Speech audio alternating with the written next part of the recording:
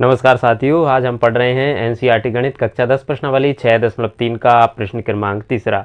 अगर आप चाहते हैं कि बिल्कुल एक एक लाइन बारीकी से आपको समझ में आए और एक ऐसा प्लेटफॉर्म मिले जहां पर जो कमज़ोर बच्चे हैं वो पास कैसे हों, उसका तरीका उन्हें पता लगे, तो ये प्लेटफॉर्म आपके लिए है। शर्त इतनी है कि आपको जो सवाल हैं वो पूरे समझना है। अगर आपने समझ लिए तो ये बात निश्चित है कि इनको आप ज़िंदगी लाइफ टाइम तक भूल नहीं पाओगे। तो आइए इस सवाल को हम करते हैं। ये तीसरा सवाल है प्रश्नावली 6.3 का। इसमें एक समलंब ABCD इस तरह का एक हमें समलंब बनाना है। समलंब क्या होता है, सबसे पहले तो हम ये समझ लेते हैं। ऐसा चतुर्भुज जिसकी दो भुजाएं समांतर हों और दो ना हो। तो समांतर इसमें दी गई है कि AB और ये DC क्या है, समांतर है। तो समलंब क्या होता है, जिसकी दो भुजाएं समांतर। समांतर का मतलब है ऐसी दो रेखाएं जो एक दूसरे को कभी ना काटें। इनकी दूरी चाहे कितनी भी हो, हमेशा समान दूरी रहेगी इनके बीच में, उसको क्या बोलेंगे, समलंब।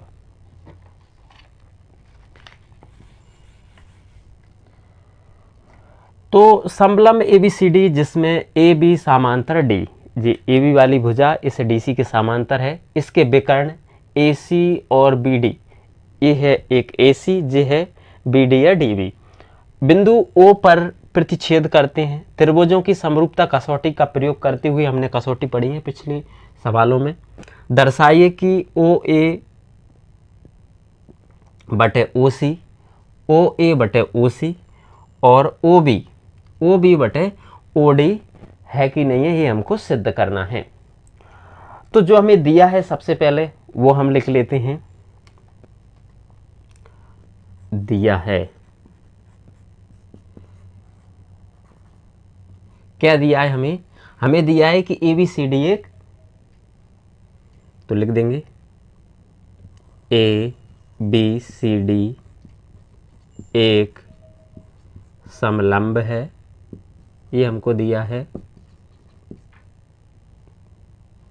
जिसके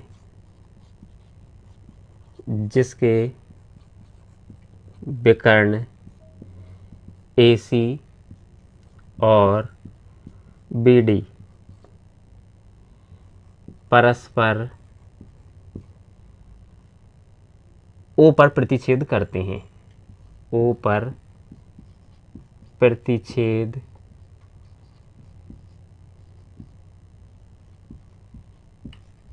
करते हैं, ये हमको दिया हुआ है। अब हमें सिद्ध क्या करना है, तो यहाँ लिख देंगे सिद्ध करना है।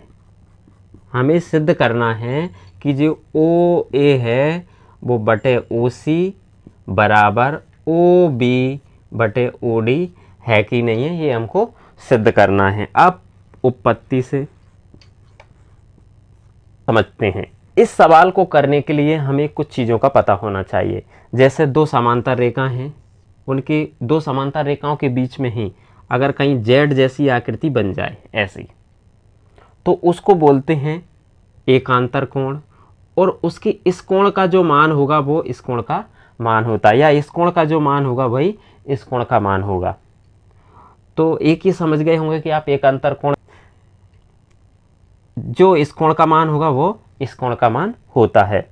दूसरा, तो यहाँ पर अगर हम इसमें समझते हैं तो इसमें क्या दिया गया है कि ये दो समांतर रेखा है AB और DC, इसमें ये Z जैसी आकृति बन रही है, ये यहाँ से यहाँ तक, यानी इस कोण का मान जो होगा वो इस कोण का मान होगा।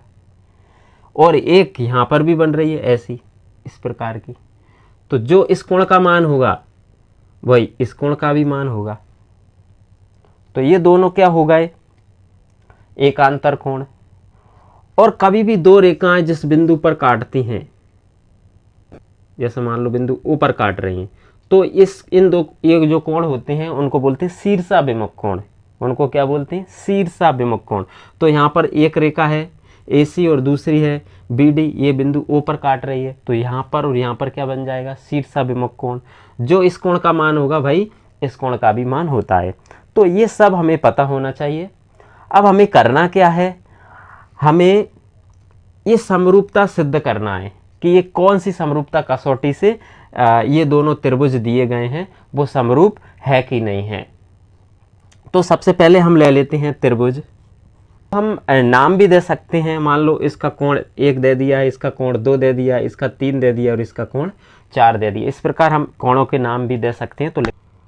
तो यहाँ पर ये दो त्रिभुज हैं, हमको ये क्या करना है, समरूप सिद्ध करना है, ये समरूप है कि नहीं है। तो सबसे पहले एक त्रिभुज लेंगे हम, त्रिभुज ओ ए बी।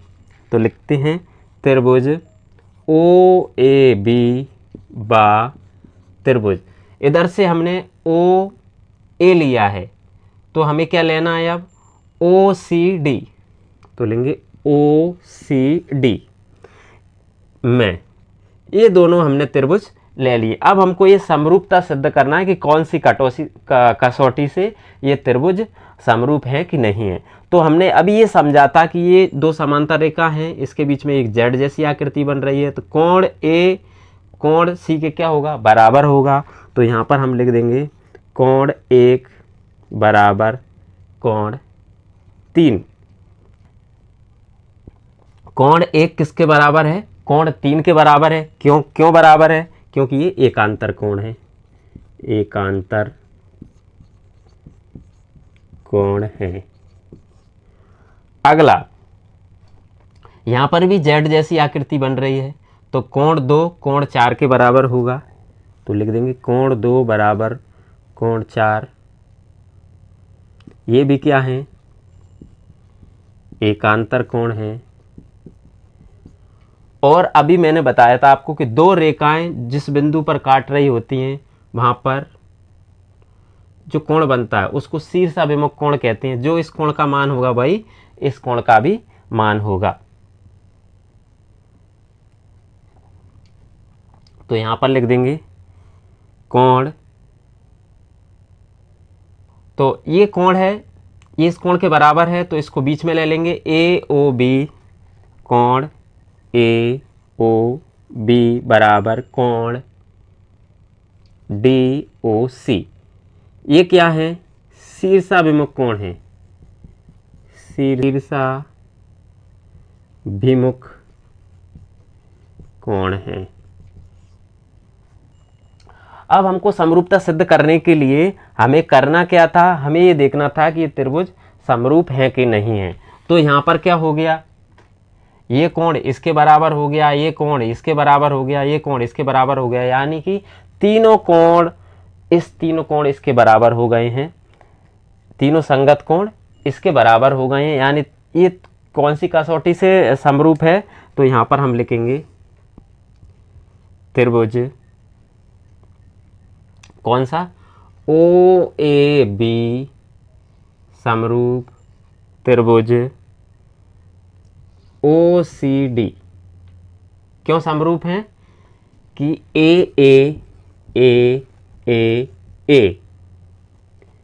समरूपता कसौटी से, समरूपता कसौटी से।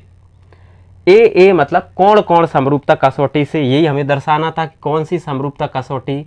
तो ए समरूपता कसौटी से ये क्या है, समरूप है दोनों त्रिभुज। पर हम लिख सकते हैं, अब क्या लिखेंगे, ओ ए बटे ओ सी बराबर ओ बी बटे ओ डी। लिखा क्योंकि ये त्रिभुज समरूप हो गए। तो समरूप त्रिभुजों की जो संगत भुजाएं हैं वो क्या होती हैं, समानुपाती होती हैं। तो ये हम कारण देंगे इसमें, क्योंकि समरूप त्रिभुजों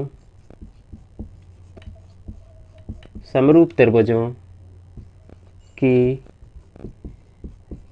संगत भुजाएं समानुपाती होती हैं, संगत भुजाएं समानुपाती होती हैं। इसका क्या हो गया, ये इसका कारण हो गया। यही हमको सिद्ध करना था। तो इस तरह से आसानी से इस सवाल को आप कर सकते हैं। उम्मीद करते हैं कि सवाल आपको समझ में आया होगा। अगर आपको समझ में आया है तो चैनल को सब्सक्राइब कीजिए, बेल आइकन का बटन जरूर दबाइए ताकि नेक्स्ट आने वाले सवालों के नोटिफिकेशन सबसे पहले आप तक पहुंचे।